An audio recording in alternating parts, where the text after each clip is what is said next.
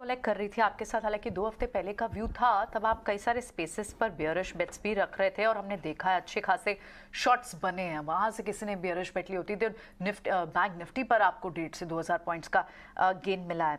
लेकिन अब कैसी स्टेट है फार्मा में? आपने बाय स्मॉल फार्मा का था, इनफैक्ट फार्मा में कुछ लार्ज कैप फार्मा भी चले हैं। आईटी का फॉल बिल्कुल। रुकेगा ये आपने बिल्कुल कहा था, और ऑटो भी वीक हुआ है जैसा आपने देखिए, बताया लार्ज था। कैप फार्मा में सन फार्मा में वापस 20% की ऊपर की चाल है और वो शुरू हो चुकी है। तो बहुत ज्यादा stock specifics with in the sectors भी हैं। और घूम फिर के अगर मैं कोई भी पूरा एक सेक्टर खोजूं कि किसी एक सेक्टर को मैं पूरा बेच दूं, तो वैसा अभी एक भी सेक्टर नहीं दिख रहा है। फिर भी क्या है कि इंडिविजुअल कोवेरियंस जो है ना स्टॉक्स के, कि एक ही साथ बहुत सारे स्टॉक्स 2 ही दिन में जोर से करेक्शन 10-15 बड़े स्टॉक्स में आ जाएगा, निफ्टी 400 पॉइंट नीचे हो जाएगी। तो कोवेरियंसेस का कंप्रेशन और डीकंप्रेशन जो है इस वक्त वो बाजार में इल्यूजन क्रिएट कर रहा है।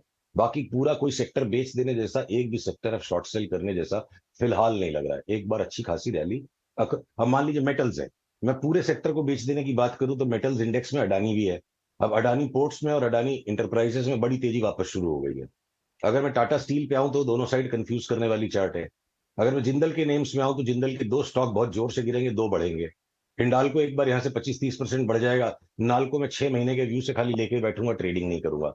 तो बिल्कुल सारे के सारे, अगर मैं कहूं ना, जैसे ग्रहों ने सूर्य से इतना गुरुत्वाकर्षण छोड़ दिया है, वो अपनी अपनी धुरी में घूम रहे हैं और निफ्टी सिर्फ नॉइस क्रिएट कर रही है।